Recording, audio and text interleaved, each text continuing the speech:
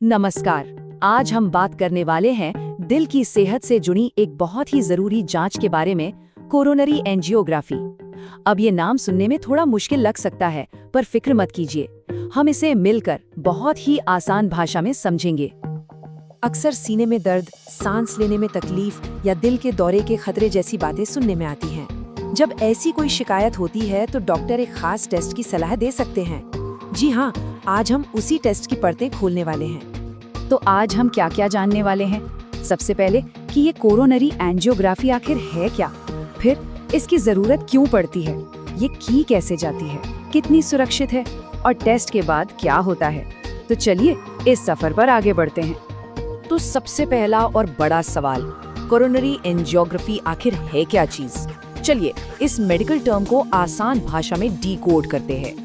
देखिए, इसे आप एक तरह का दिल का रोड मैप या दिल का एक्सरे समझ सकते हैं। इसमें एक खास दवा यानी डाई का इस्तेमाल होता है, जिससे डॉक्टर्स दिल की नसों के अंदर साफ साफ देख पाते हैं। इसका मेन मकसद बस ये पता लगाना है कि खून के रास्ते में कोई रुकावट मतलब ब्लॉकेज तो नहीं है, और अगर है तो वो कितनी बड़ी है। अच्छा, इस प्रोसेस में कुछ ऐसे शब्द सुनने को मिल सकते हैं जो थोड़े कंफ्यूजिंग लग सकते हैं। आइए उन्हें एकदम सिंपल बनाते हैं। कोरोनरी आर्टरीज मतलब दिल को खून पहुंचाने वाली नसें। ब्लॉकेज का मतलब तो हम समझ ही गए, रुकावट। कैथेटर एक बहुत ही पतली और लचीली ट्यूब होती है। कॉन्ट्रास्ट डाई वो दवा है जो एक्सरे में नसों को चमका देती है, और फ्लोरोस्कोपी उस एक्सरे इमेजिंग को कहते हैं जो एक लाइव वीडियो की तरह तस्वीरें दिखाती है। ठीक है, तो अब ये तो समझ आ गया है कि एंजियोग्राफी क्या है, पर सवाल ये है कि डॉक्टर इसकी सलाह देते ही क्यों हैं। चलिए अब ये समझते हैं। तो डॉक्टर ये टेस्ट कराने को कब कहते हैं? देखिए, इसकी कई वजह हो सकती हैं। जैसे अगर किसी को बार बार सीने में दर्द हो रहा हो, या ईसीजी और टीएमटी जैसे रिपोर्ट्स में कुछ गड़बड़ी दिखे। हार्ट अटैक के बाद दिल की हालत का पता लगाने के लिए भी ये जरूरी हो जाता है। या फिर कभी कभी जब सांस फूलने या चक्कर आने की असली वजह समझ नहीं आती, तब भी इसकी सलाह दी जाती है। और यहाँ सबसे अहम बात यह है, जो मेडिकल साइंस का एक गोल्डन रूल भी है, डायग्नोसिस के बिना ट्रीटमेंट संभव नहीं होता। मतलब बीमारी पता चले बिना इलाज कैसे होगा? एंजियोग्राफी ही वो डायग्नोसिस है जो इलाज का सही रास्ता दिखाती है। चलिए अब बात करते हैं उस हिस्से की जिसे लेकर मन में सबसे ज्यादा सवाल और थोड़ी घबराहट होती है कि ये टेस्ट असल में होता कैसे है। ये जानना कि टेस्ट के दौरान क्या होगा किसी भी चिंता को कम कर सकता है। तो सबसे पहले ये बात गांठ बांध लीजिए कि एंजियोग्राफी कोई ओपन हार्ट सर्जरी नहीं है। ये एक मिनिमली इन्वेजिव टेस्ट है, जिसका मतलब है कि इसमें कोई बड़ा चीरा नहीं लगता। ये एक स्पेशल कमरे में किया जाता है जिसे कैथ लैब कहते हैं।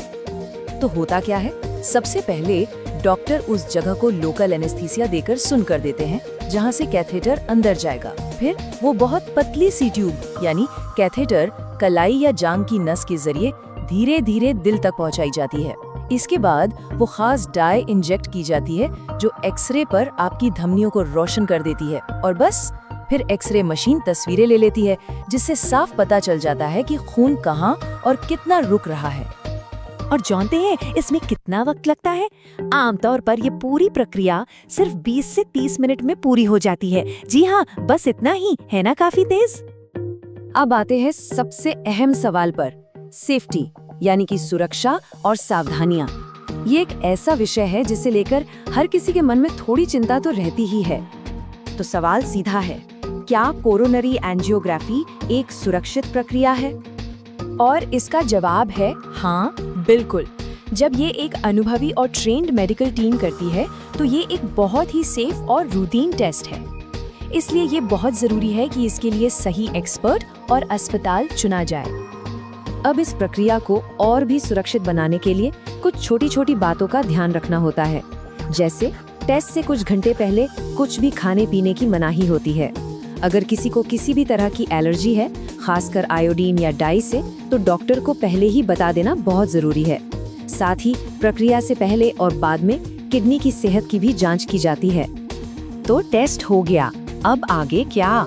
हमारा आखिरी सेक्शन इसी बारे में है कि टेस्ट के बाद क्या होता है, रिजल्ट्स का क्या मतलब है और आगे के कदम क्या हो सकते हैं।